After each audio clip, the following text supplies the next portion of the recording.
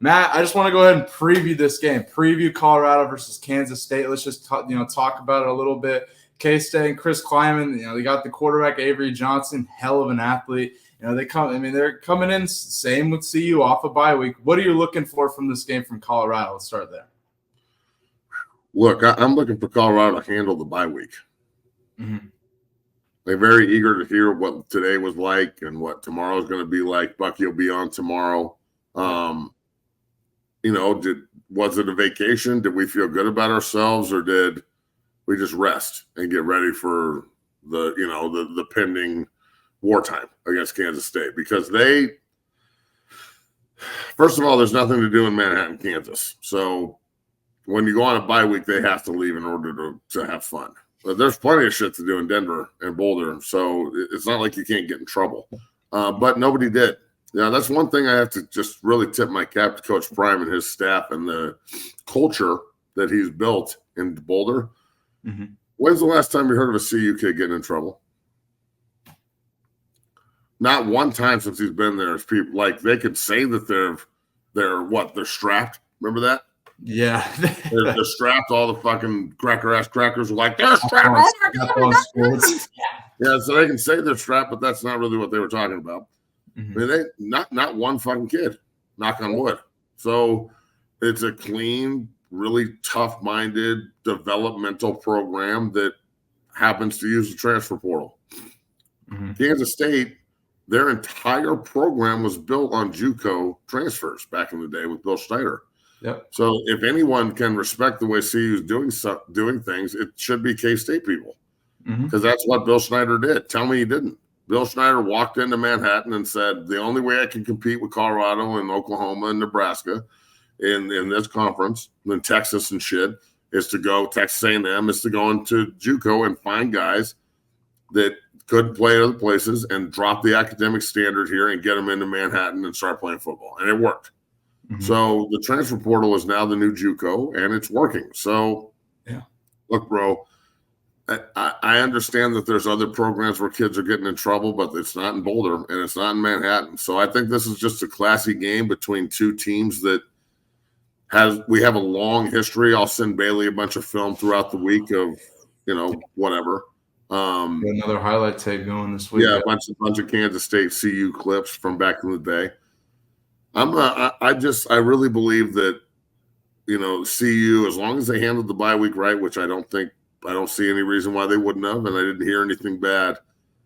I think that we're really being set up Saturday night for a classic, bro. This is like I just don't see CU getting blown out. I don't see Kansas State getting blown out, and I see both teams fighting until the last fucking minute of the game. No doubt. So, yeah. If CU's this is a huge test for Colorado. And look, I've been talking about this a lot, but the rest of the schedule is not easy. Mm-hmm. I'm pretty sure everybody on the rest of the schedule, with the exception of Kansas and now Oklahoma State, have a winning record. So this is going to be a dogfight, and this just sets the tone for the rest of the season. Every single game from here on out is going to be a nail-biter dogfight. And that's the way you want it. You want to be in every game. You never want to go to Folsom and be in a position where you think that you can't compete. And those days are over, bro. So, I will say this. Dylan Edwards transferred to Kansas State. Yep. And he scares the shit out of me with special teams. So we need to make sure that if Dylan Edwards is returning punch or kickoffs, that we tackle him. You feel me? Because he's a scary dude. He can really get it. But, I don't think that it means a whole lot with he used to play for us, so we know him. He's a running back, bro. They can translate to the other team pretty quick. Yeah. And the other thing I will say, you mentioned Dylan Edwards. The other thing is the quarterback run. This Avery Johnson, their quarterback, he's a hell of an athlete, one of the fastest players in college football, in my opinion. They defensively, they're going to have to shut down the run. But one thing I wanted to show as we continue to preview this game, Colorado defensive line Shane Cox was kind of giving a speech to the team. Take a listen here.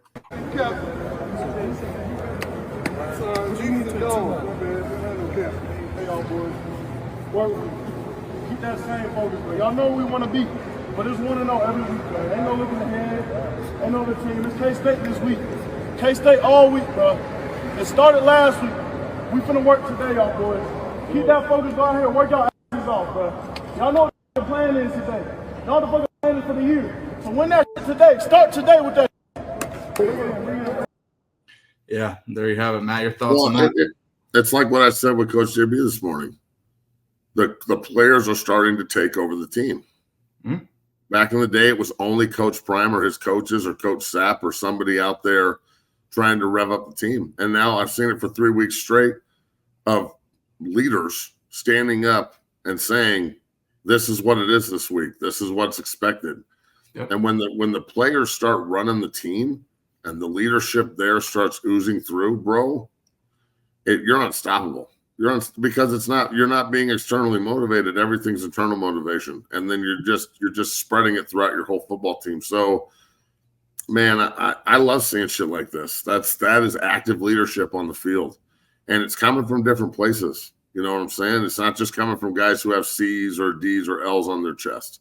Yeah, you know what I'm saying? Like there's a lot of guys that don't have anything on their chest that are speaking up and getting extremely adamant about leadership and being one of those guys. So, you know, it's a great thing when everyone's bought in, and it's a fucking phenomenal thing when everyone's bought in and they will fight for it. Like, because there's a lot of people that are bought in, but then when their back goes against the wall, they're like, eh. But then there's some people, most people that are on good teams where they're bought in, and you say anything or do anything, and it is fucking on. And I feel like that's what this team is, man. They're just waiting to slap a bitch. And that bitch just happens to be Kansas State this week. So, you know, step into Folsom and get slapped up. Pussycats, let's go. I can't fucking wait, dog. Yeah, exactly. It's going to be a hell of a game. And one graphic I wanted to show before we get out of here, just, you know, kind of ratings wise. I know we don't put too much in the stat, but that looks like improvement to me. I mean, what do you mean we don't put too much in this stat? This stat is fucking huge. Yeah. That's improvement right there, bro. Yeah. Dead last to 31st. Yeah. 119 might as well be dead fucking last. Who's worse? Louisiana Monroe? Down at 122 or something like that. Yeah. Bro, like, look, this is what I remember at the beginning of the show this year when I was talking about the royal we, you know, the editorial, talking about them improving like this and how much better the defense was going to be and how they were going to run the football. And if Shedeur doesn't have to do everything, he can do anything. And Travis Hunter was going to win the Heisman. Why the fuck doesn't everybody just listen to me all the time? I'm not trying to be cocky. I just know what the fuck I'm talking about. Yeah, yeah. And I just know. I know. You already have a lot of receipts. You just keep getting more, bro. Just fucking pile the fucking receipts. And look, even if God forbid that this week doesn't go the way you want it to, they're still 2-1 in the Big 12 with everything in front of them. Yeah. Remember, Kansas State's 1-1. Okay. Now, the thing that could end up biting a lot of teams in the ass is BYU and Iowa State are both undefeated. Okay. So we don't play either of them, so that's out of our hands. Texas Tech is 3-0 in the Big 12. They just beat Arizona. They're pretty good, and they just beat Arizona, so we got to go to Lubbock. Yeah. So, look, I just think that everything's in front of the Buffs.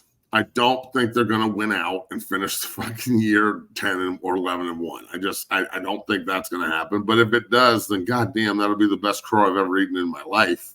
Yeah. Ever. I'll fucking douse it with barbecue sauce. I will say that, you know, the Big 12 will probably cannibalize itself a little bit as the season goes on, as we're watching. You know, Arizona goes to Utah and wins, and then turns around and loses to Texas Tech.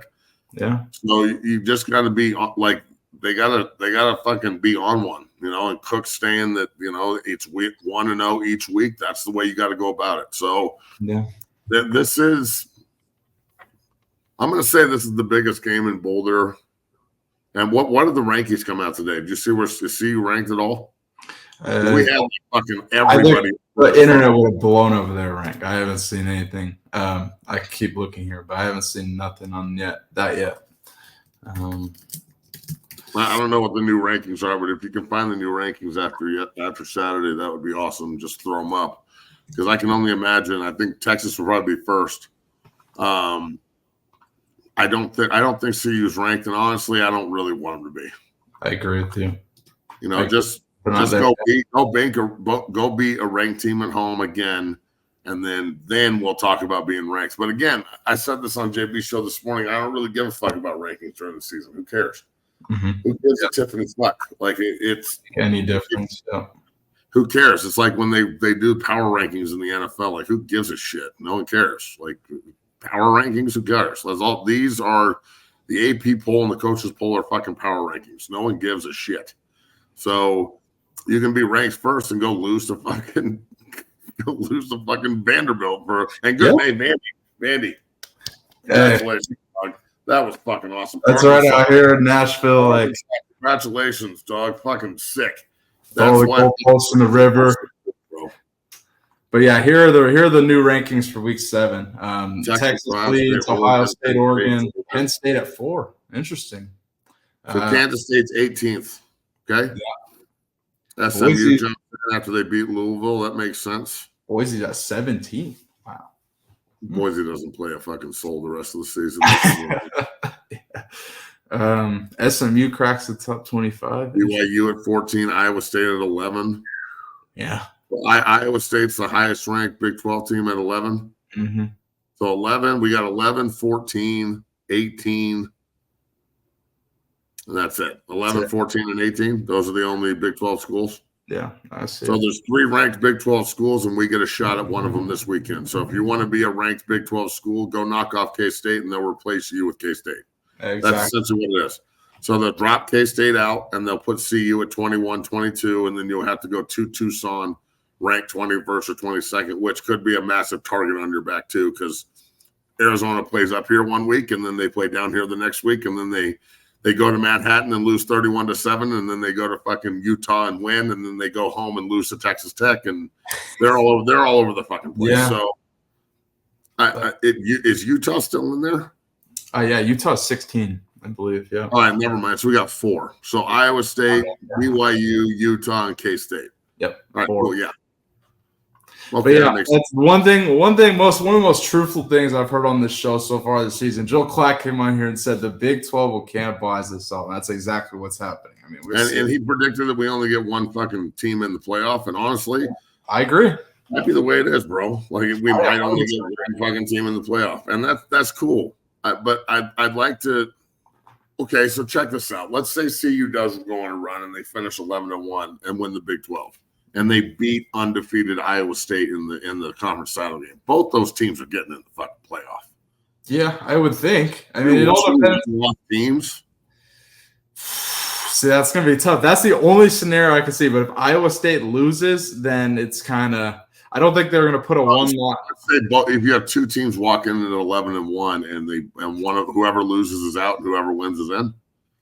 Yeah, so the only way the champion's going to get in, and that's it. He was insistent on that. I'm like, oh. Well, yeah, but that's if they cannibalize each other. Let's say Iowa State or BYU finishes undefeated, okay, and CU or like Texas Tech only has 1 loss, and let's say CU or Texas Tech. Let's say one of those 2 teams goes on a run and finishes with 1 loss, and they play for the title, right?